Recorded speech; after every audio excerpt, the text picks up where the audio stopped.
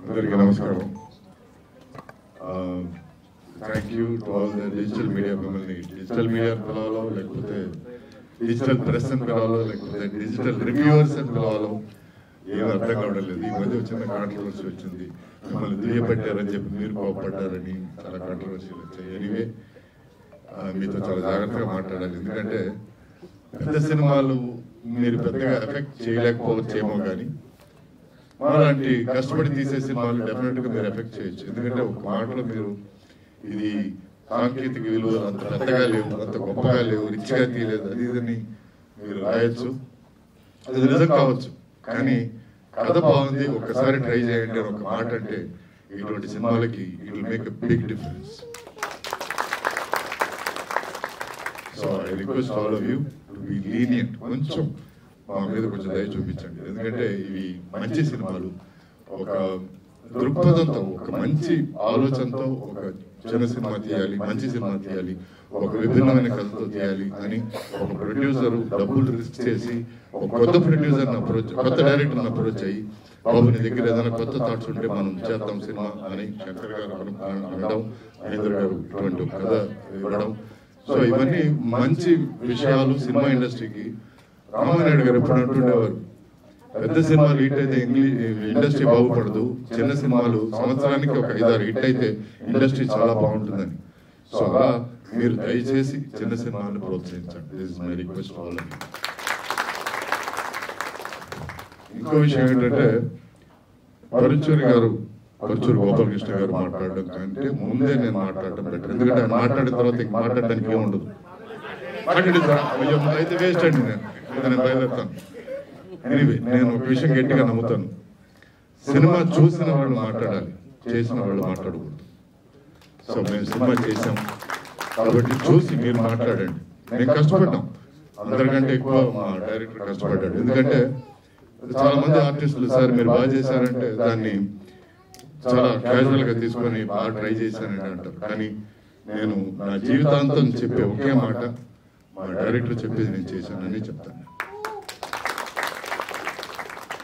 So నాకు ఎవరు బాగుందన్నా బాగలేదన్నా మొత్తం భారం నేను డైరెక్టర్ మీద వదిలేస్తాను. సో దానివల్ల నాకు క్రెడిట్ అయినా తిట్లైనా సరే నేను రిఫ్లెక్ట్ చేయగలుగుతాను. ఎనీవే ఇది మంచి సినిమా నేను అనుకుంటున్నాను, మంచి సినిమా అని ఫీల్ అయ్యి మేమందరం చేసాం. ముఖ్యంగా hero Trigun very hard working fellow. తను సెట్లో నేను తన సిన్సియారిటీ కానీ తన లైన్స్ తను నేర్చుకోవడం కానీ ఎఫర్ట్లెస్లీ మాట్లాడు, ఎందుకంటే అన్ని పెద్ద పెద్ద డైలాగులు అండి, ఇది కోర్ట్ రూమ్ డ్రామా కాబట్టి కట్ షాట్లు కానీ ఈ బిల్డప్లు కానీ ఎక్కువ లేవు, ఎక్కువ ఎమోషన్స్ ఫోర్స్ డైలాగ్స్ ఎక్కువ ఉన్నాయి. దాన్ని తను ఎఫర్ట్లెస్ గా చేయడం నాకు చాలా చాలా ముచ్చటేసింది నాకు. ఎందుకంటే నేను కూడా హీరోగా యాక్ట్ చేశాను, నేను తపన పడ్డాను, తాపత్రయపడ్డాను, కష్టపడ్డాను. అదే కష్టం ఒక యువ హీరో చేసేటప్పుడు తను ఒక సీనియర్ ఆర్టిస్ట్ ఈక్వల్ గా చేస్తున్నప్పుడు నేను I felt really nice. And మనసారా నేను తనని బెస్ట్ విషెస్ అనుకోండి, బ్లెస్సింగ్ అనుకోండి, మనసారా తను బ్లెస్ చేస్తున్నాను. ఎందుకంటే తను హీరో కావాలనుకోవడం కంటే ఒక మంచి యాక్టర్ గా గుర్తింపు తెచ్చుకోవాలనే తాపత్రయం తనలో ఎక్కువ ఉంది. సో దానికి నేను తను అప్రిషియేట్ చేస్తున్నాను, ఎందుకంటే ఆ కోవ కింద వచ్చిన హీరోల్లో నేను ఒకటిని నేను అనుకుంటున్నాను. సో నేను హీరో కానీ విలన్ కానీ కమెడియన్ కానీ ఏదైనా సరే వాడు బాగా చేస్తాడా అని ఒక మాట అంటే చాలు నేను ఎప్పుడు అనుకునేవాడిని, ఇప్పుడు అనుకుంటున్నాను. తనకి మంచి నటుడు అనేది ఎప్పుడు తనకి శ్రీరామ రక్ష.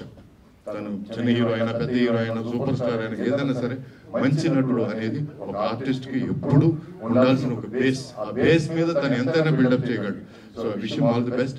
సో ఈ సినిమా కూడా నేను ఎక్కువ మాట్లాడకుండా ఈ సినిమా కూడా I wish this film all the very best. Kaushik నాకు బాగా ఫ్రెండ్, చాలా సంవత్సరాలుగా తెలుసు. తన ups and downs, highs and lows అన్ని చూశాను నేను. తను ఈ రోజు ఇటువంటి మంచి పొజిషన్ ఉన్నప్పుడు నేను ఐ ఫీల్ వెరీ హ్యాపీ. ఈ స్టేజ్ మీద తను చూస్తున్నప్పుడు I feel really proud of him. So అందరి గురించి చెప్పాను అనుకుంటాను.